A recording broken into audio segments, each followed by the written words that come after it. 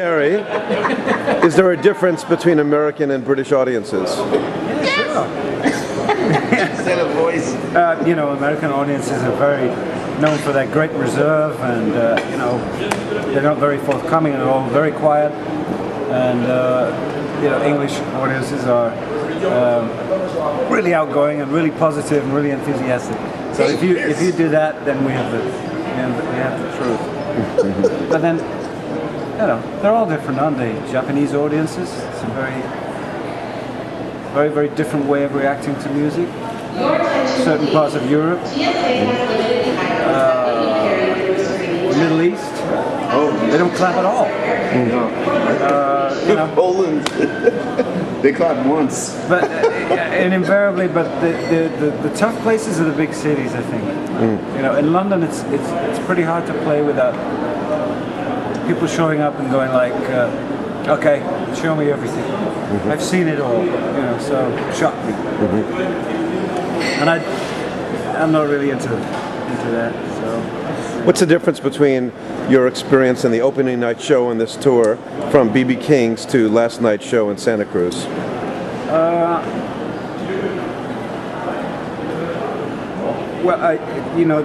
It was just naturally, we were all sort of quite long in the tooth enough to know that there are certain key things that really matter and are really impactful on the way that we play together at the band. And I guess the key thing would be respect, sensitivity. There's another big component, and generosity. And leaving the egos at the front door, all this kind of thing. And really, once you get into the music for any kind of length of time, it's one thing to get the notes right, and there are quite a lot of notes, but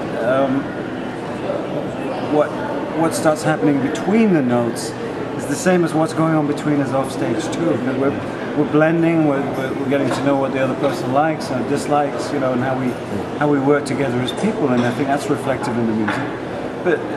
But a key factor is the respect, and the respect that we have for Billy, which of course is paramount to this particular thing. The other thing is that a band needs a really good drummer, and we've got a good drummer.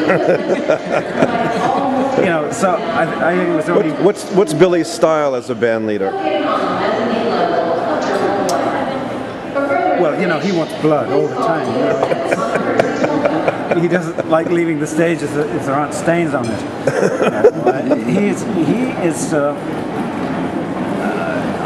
To sum him up the best I can is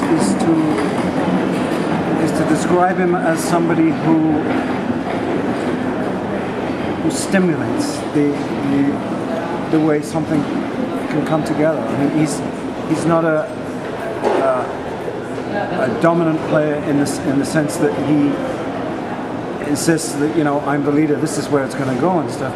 He's got the biggest ears of anybody, and this is one of the eternally kind of wonderful childlike things and innocent things in musicians, and Bill has this to maximum degree, as well as incredible authority and power and legendary skill and everything we know about Billy Cobham. But the thing is that he also has this very giving thing, which comes over in the music. I think maybe it's something to do with the Taurus thing. I know Taurus people very well. My dad was a Taurus, and it's something. It's like somebody's wise uncle sitting back there, like pushing you in one direction, pulling you another, and like these ideas flying around, and the interaction and stuff.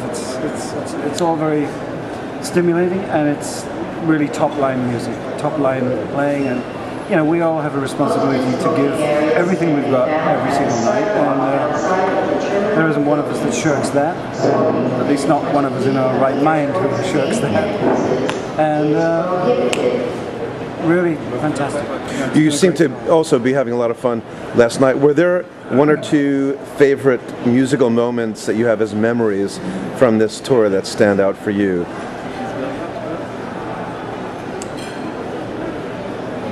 Yeah, I feel them. I remember the essence of them, but I don't remember them in detail. Actually, I usually remember very little about the stage shows. I come away with a general feeling about what it's been like, whether it's been, and a show can be hard, a performance can be hard for many different reasons. It could be the effect of something that's happened to you previously in the day, or the kind of mood you're in, or the way you feel, or basically music can elude you sometimes too, and you're physically and just your command on the instrument can not be there, and it's infuriating. But it's one of those things that sometimes comes in abundance, and sometimes isn't there at all. But I think that when you get to a certain level of experience, you don't learn to be able to control those things because they're out of our hands ultimately. But I think you get better at dealing with what you've got. Same as you do as a person when you get older. You get better at dealing with your lot in life, and I think that translates really just into the musical domain as well.